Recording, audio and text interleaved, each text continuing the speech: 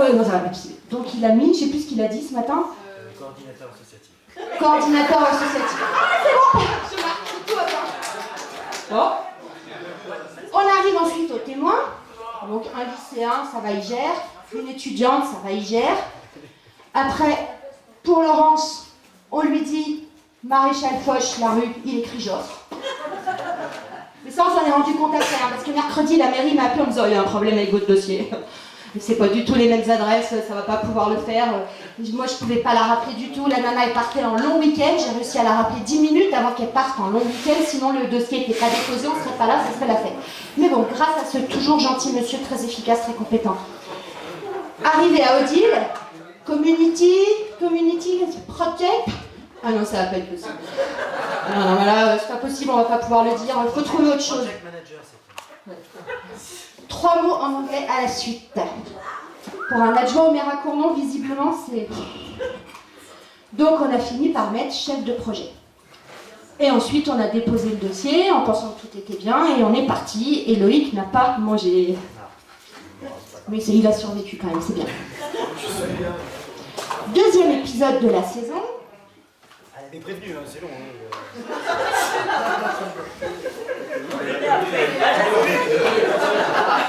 C'est bon,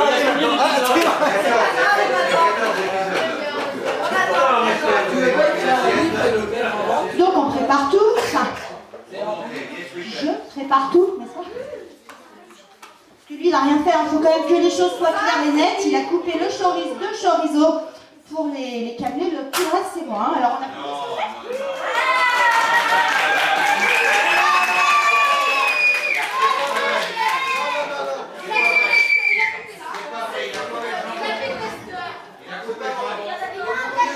On ne contrarie pas la mariée, c'est très mauvais.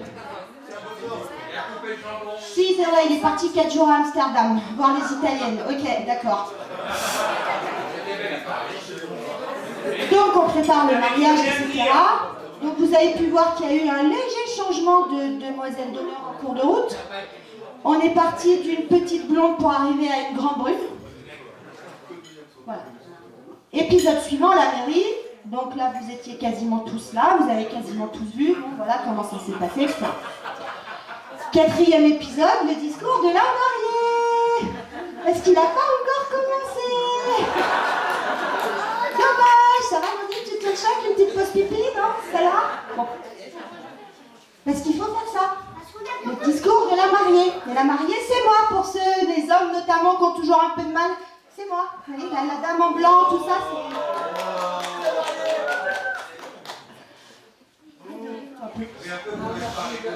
Donc, pour reprendre le début, parce que quand même ça se tient mon truc, même si c'est pas toujours très clair même dans ma tête, mais j'arrive quand même à rebondir.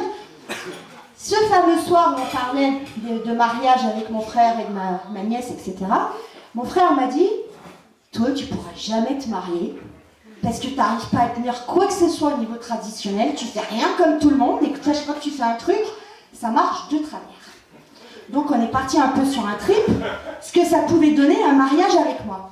Les traditions et ce que ça pouvait donner. Et bon, il y a des choses qu'on a dites tous les deux et des choses que j'ai vues dans cette préparation et dans ce mariage. Donc la première tradition, c'est la virginité. Il y a un peu 4 exemples bien vivants dans cette salle. Bon, on va pas s'étendre là-dessus.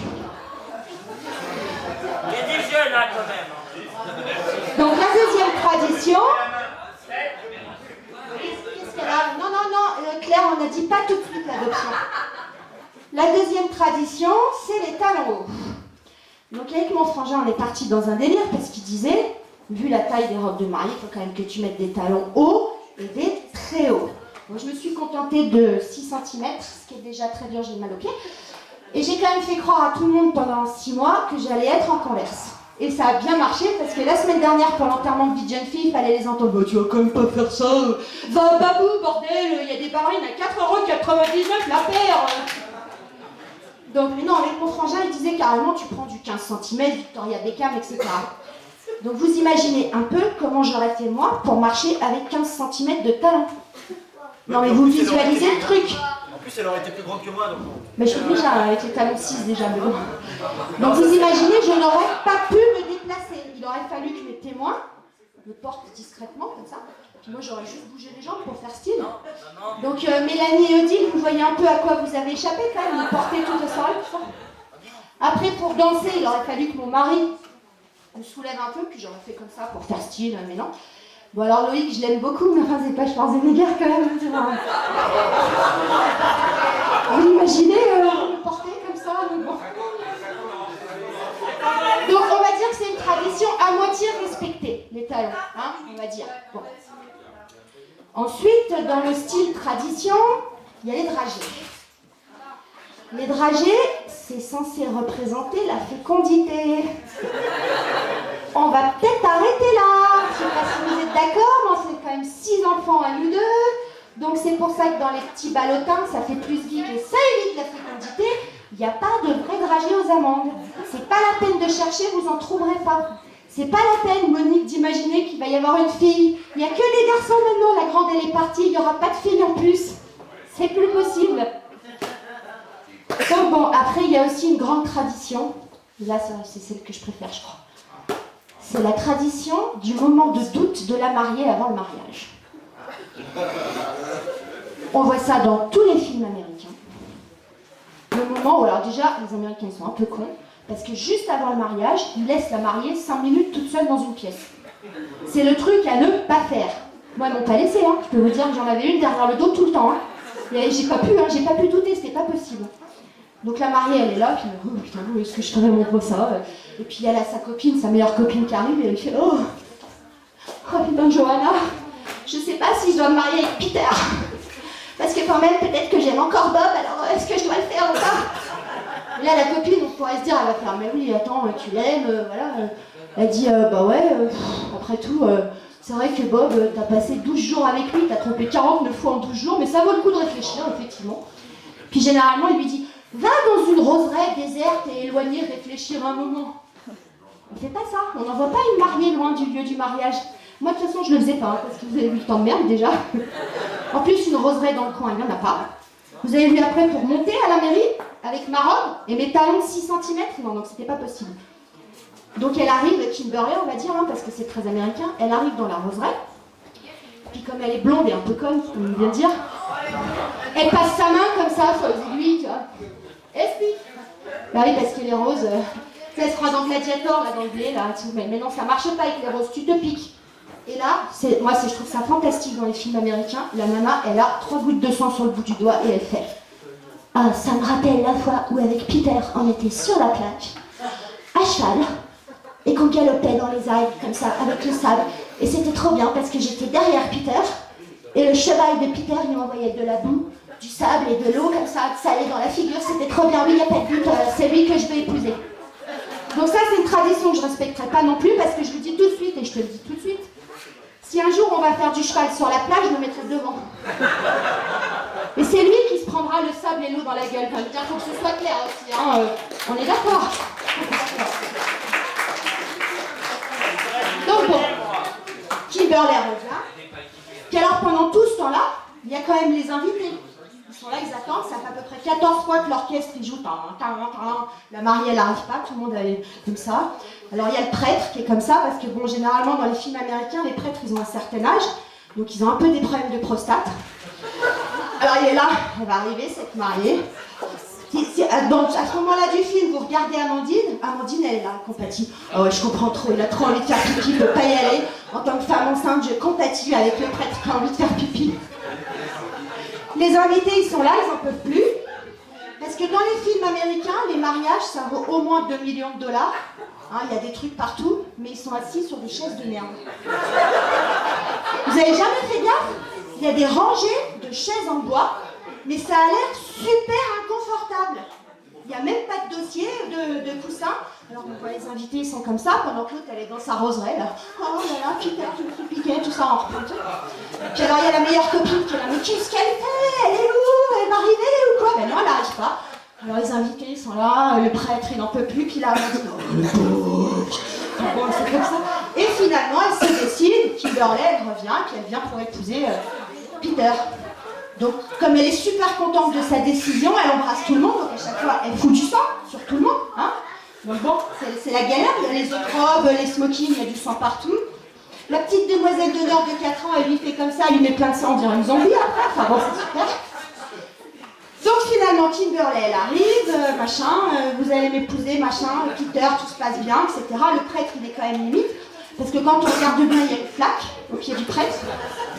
Les invités, il n'y en a plus un seul qui est en train d'écouter, parce qu'ils sont tous avec leur portable sur internet en train de commander des pommades anti-escarres, parce qu'à cause des chaises, voyez, donc moi, j'ai pas du tout respecté cette tradition. Je suis pas partie dans une roseraie, je n'ai pas fait de cheval, il n'y avait pas de prêtre. Vous avez vu, la journée était quand même relativement jeune, donc ça allait encore à peu près. Et je n'ai pas douté. Et donc, je l'ai épousée. Donc une nouvelle tradition qui n'a pas été du tout respectée. Une autre tradition... Et je vous avais prévenu, hein. Je vous jure, il n'y a que des cigarettes dedans. Là, Je vous avais prévenu, hein. Non, moi j'ai... C'est la musique. Dans les mariages, souvent, on a le droit à la danse des canards. Ah, mais attends, c'est qu'elle n'est pas encore passée. La chenille. Michel Tello. Les genres de trucs que tout le monde trouve débiles. Personne n'a envie de le faire, mais comme on a peur d'avoir l'air d'un imbécile ou d'un abruti, on le fait quand même. Et ben, il n'y aura pas tout ça. Ouais. Ça vous sera épargné. Donc bon, on va arrêter là pour les traditions. Merci. Sur la suite du feuilleton, j'espère que vous serez là pour tous les autres épisodes. Oui.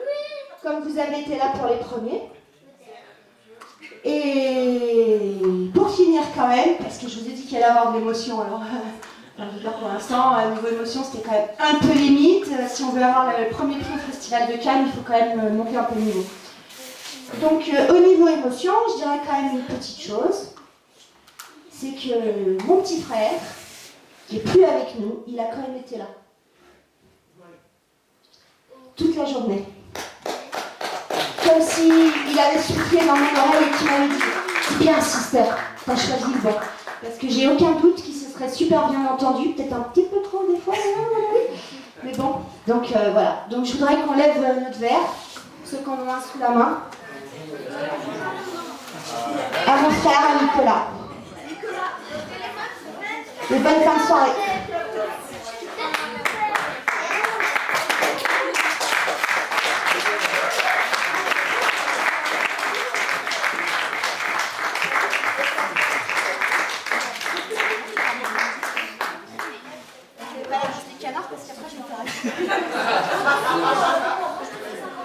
Ça va, Mandine? Si j'avais su, je n'aurais pas donné le micro. J'y peux rien, Je pensais pas qu'elle était à ce point-là quand même. En même temps, c'est bien, parce que sur les 20-30 ans à venir, je vais pas m'ennuyer. C'est pas mal pour ça, c'est déjà le cas, mais là, je commence à voir un peu ce qui va arriver. Je commence à voir.